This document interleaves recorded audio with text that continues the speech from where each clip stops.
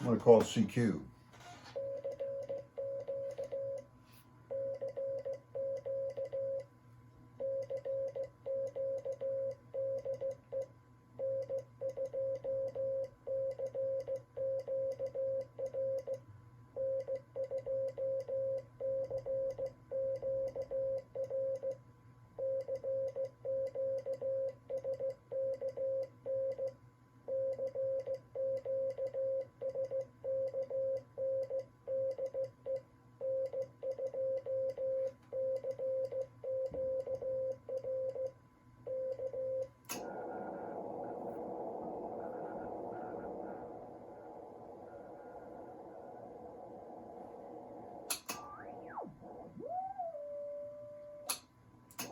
Okay, I'm going to change frequency just a little bit, find a clearer spot. Notice how I'm holding the key. I mean, sometimes you'll see guys, they're going like this, there's a whole lot of movement and stuff.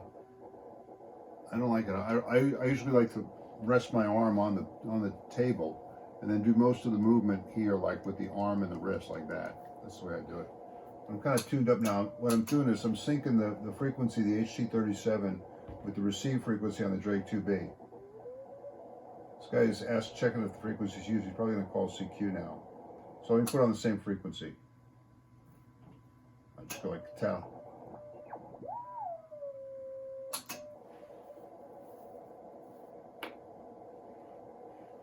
Let me see if the frequency.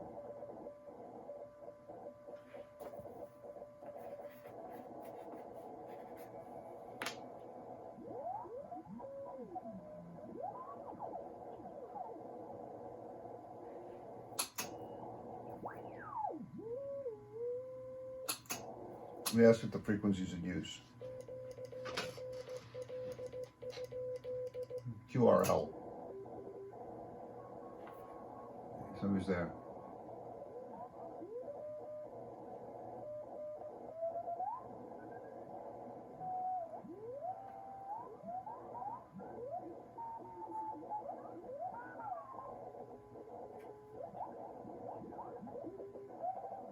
A lot of strong signals on 40 meters tonight.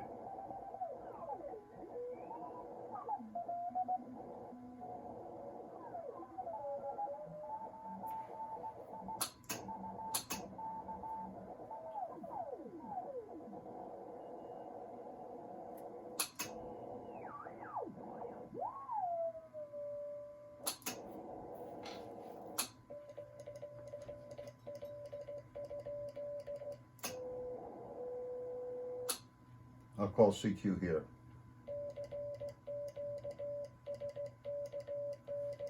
CQ ASKN. Straight key night.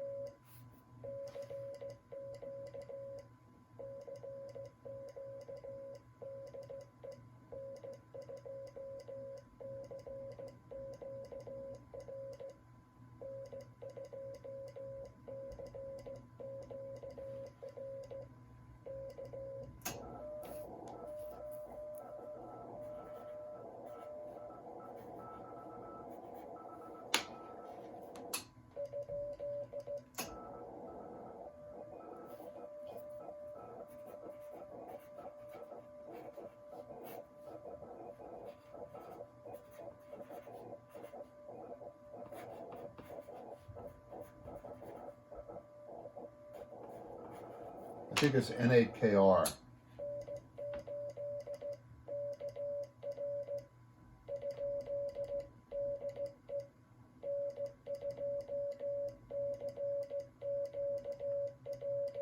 Okay, Happy New Year. Old man. Thanks.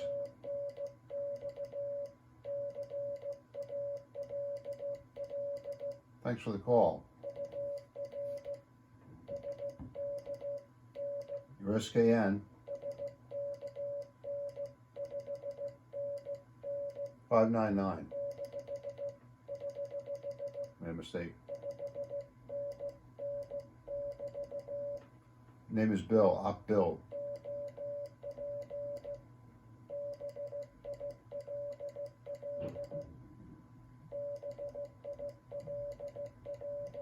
Location, Virginia.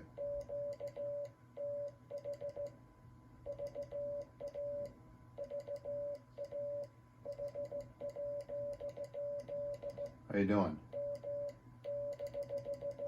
The mistake.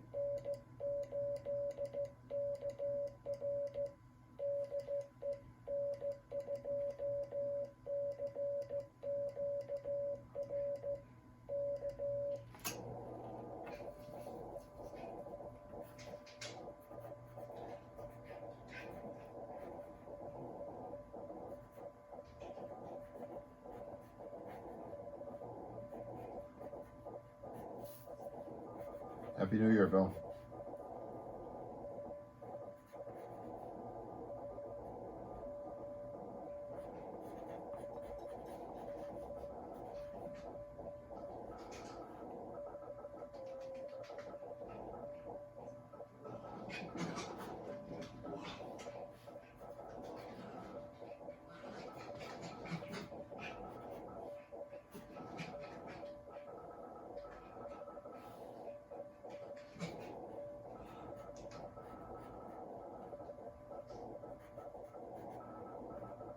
He's in Florida. His name is Ken.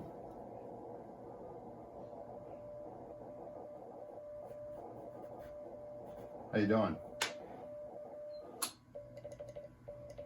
Okay, Ken.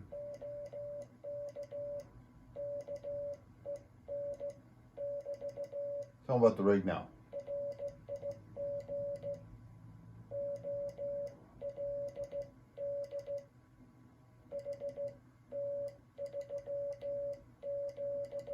Old HT-37.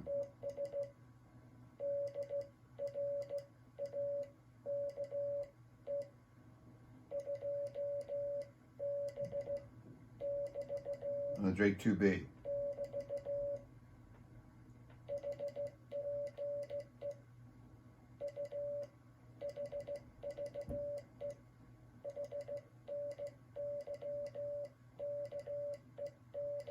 Hope you have a happy New Year, Ken.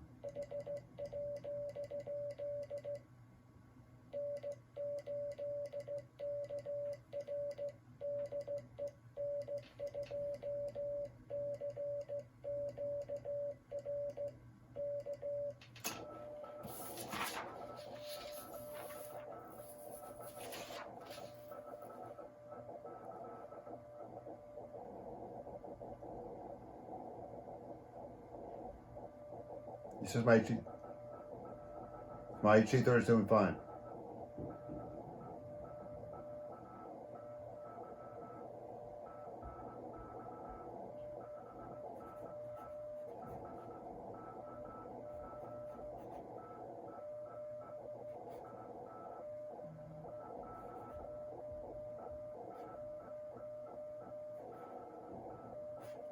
He's running a new ICOM rig, 7610.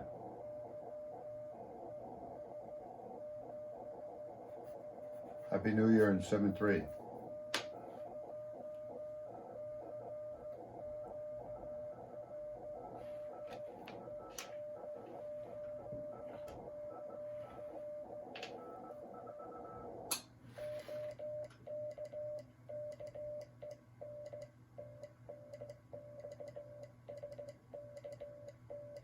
Thanks for the site trade key to contact.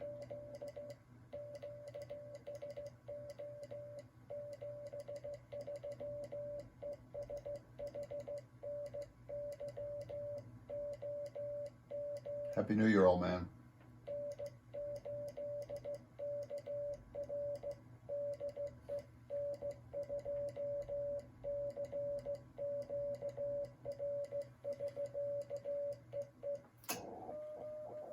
$73. That's it. So that was a whole QSO there. And we exchanged information. We shared names, signal reports. We talked a little bit about the rigs we were running. We gave locations. I told him I was in Virginia, he was in Florida. So that's a pretty typical straight key night contact. Very happy to keep the traditions alive here at N2CQR. I'll probably make a few more tonight. That's probably number 3 or 4 for me here tonight. Maybe I'll do a couple tomorrow. But it's nice to be able to fire up the old HT-37 and the Drake 2B. Drake HT-37 is kind of wheezing a bit. And that's probably because some of the contacts on, especially the band selector switch, might be in need of a little bit of deoxit. So I had to kind of fidget with the switch a little bit to get it going. Also, some of the tubes might be a little bit weak. I'm noticing I'm not getting as much output as I used to. But it's not doing bad because this transmitter is as old as I am. And the Drake 2B is just a little bit younger.